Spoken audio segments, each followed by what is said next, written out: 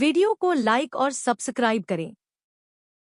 আজি তোমালোকৰ মাজত লৈ আহিছোঁ ক্লাছ 10ৰ ছ'চিয়েল ছায়েন্সৰ MCQ কুৱেশ্যন তোমালোকৰ মাজত লৈ আহিছোঁ। গুৰুত্বপূৰ্ণ MCQ কুৱেশ্যন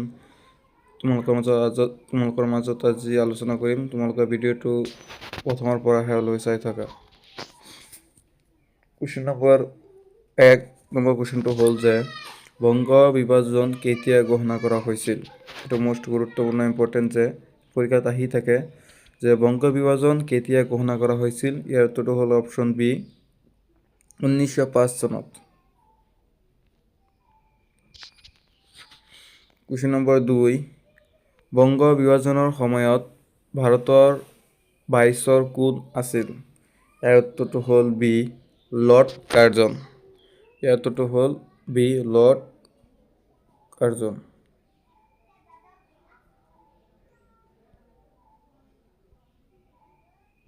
লৰ্ড কাৰ্জন ইয়াৰ উত্তৰ হৈছিল।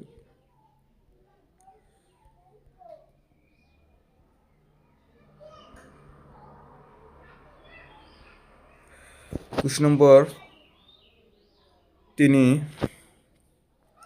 বংগ বিভাজন কেতিয়া বাতিল কৰা হৈছিল। কুৱেশ্যন নম্বৰ 3টো হ'ল যে বংগ বিভাজন কেতিয়া বাতিল কৰা হৈছিল। ইয়াৰ উত্তৰটো হ'ল চি 1911 চনত। কিমান চনত? 1911 চনত।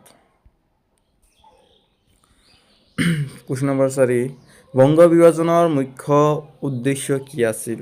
ইয়াৰ উত্তৰটো হ'ল বি প্ৰশাসনিক সুবিধা দেখুৱাই ডিভাইড এণ্ড ৰুল নীতি প্ৰয়োগ কৰিছিল। ইয়াৰ উত্তৰটো হ'ল অপশ্যন বি। কুৱেশ্যন নম্বৰ 5 স্বদেশী আন্দোলন কিহৰ প্ৰতিবাদত আৰম্ভ হৈছিল। ইয়াৰ উত্তৰটো হ'ল বি বংগ বিভাজনৰ।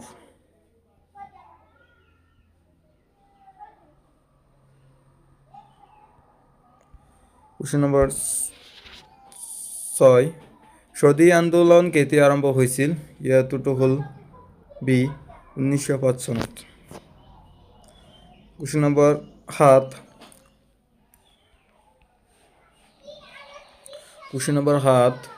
স্বদেশী শব্দৰ অৰ্থ কি। এইটো মোষ্ট ভেৰি ইম্পৰ্টেণ্ট যে তোমালোকে মনত ৰাখিবা যে স্বদেশী শব্দৰ অৰ্থ কি। ইয়াৰ উত্তৰটো হ'ল বি নিজৰ দেশৰ বস্তু ব্যৱহাৰ। কি ইয়াৰ উত্তৰটো হ'ল বি নিজৰ দেশৰ বস্তু ব্যৱহাৰ। Question number 8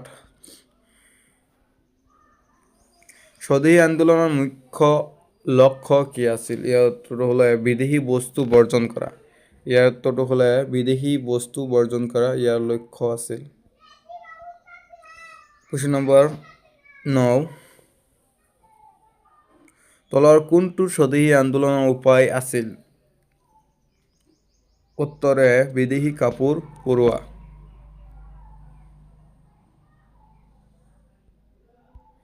question number 10 Banga বিভাজনৰ সময়ত ভাৰতৰ ৰাজধানী ক'ত আছিল। কুৱেশ্যন নম্বৰ উত্তৰ বি কলকাতা। কুৱেশ্যন নম্বৰ 11 বংগ বিভাজনে কিহৰ ভাৱনা জাগ্ৰত কৰিলে। উত্তৰ বি জাতীয়তাবাদ। কি উত্তৰ জাতীয়তাবাদ। কুৱেশ্যন নম্বৰ 12 স্বদেশী আন্দোলনত কোনে সক্ৰিয় অংশ লৈছিল। উত্তৰ বি সাধাৰণ জনতা। কি সাধাৰণ জনতা। কুৱেশ্যন নম্বৰ 13 তলৰ কোনটো স্বদেশী উদ্যোগৰ উদাহৰণ। কুৱেশ্যন নম্বৰ বি ভাৰতীয় হস্তশিল্প। কুৱেশ্যন নম্বৰ 14 বংগ বিভাজনৰ ফলত কি ঘটিছিল। ইয়াৰ উত্তৰটো হ'ল বি প্ৰবল প্ৰতিবাদ ঘটিছিল। কুৱেশ্যন নম্বৰ 15 স্বদেশী আন্দোলনে কিহক উৎসাহিত কৰিছিল। উত্তৰ বি দেশীয় উদ্যোগ। কুৱেশ্যন নম্বৰ 16 বংগ বিভাজনৰ সময়ত বংগ কিমান ভাগ কৰা হৈছিল। উত্তৰে দুটা।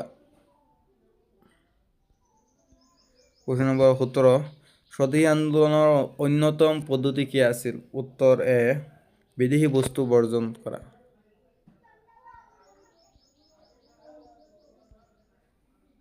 কুৱেশ্যন নম্বৰ 18 বংগ বিভাজন বাতিল কৰাৰ সিদ্ধান্ত কোন বছৰত লোৱা হৈছিল? ইয়াৰ উত্তৰটো হ'ল বি 1911 চনত। কুৱেশ্যন নম্বৰ 19 স্বদেশী আন্দোলনে কিহৰ বিকাশ ঘটালে? ইয়াৰ উত্তৰটো হ'ল এ দেশীয় শিক্ষা আৰু উদ্যোগ। কুৱেশ্যন নম্বৰ 20 বংগ বিভাজন আৰু স্বদেশী আন্দোলনৰ মূল ফল কি আছিল? ইয়াৰ উত্তৰটো হ'ল এ জাতীয় চেতনাৰ বৃদ্ধি। ইয়াৰ উত্তৰটো আছিল যে এ জাতীয় চেতনাৰ বৃদ্ধি। যদি তোমালোকৰ মোৰ ভিডিঅ'টো ভাল লাগে তোমালোকে লাইক শ্বেয়াৰ কমেণ্ট কৰিবা আৰু যদি মোৰ চেনেলটো নতুন হৈ থাকে তোমালোকে মোৰ চেনেলটো ছাবস্ক্ৰাইব কৰিব।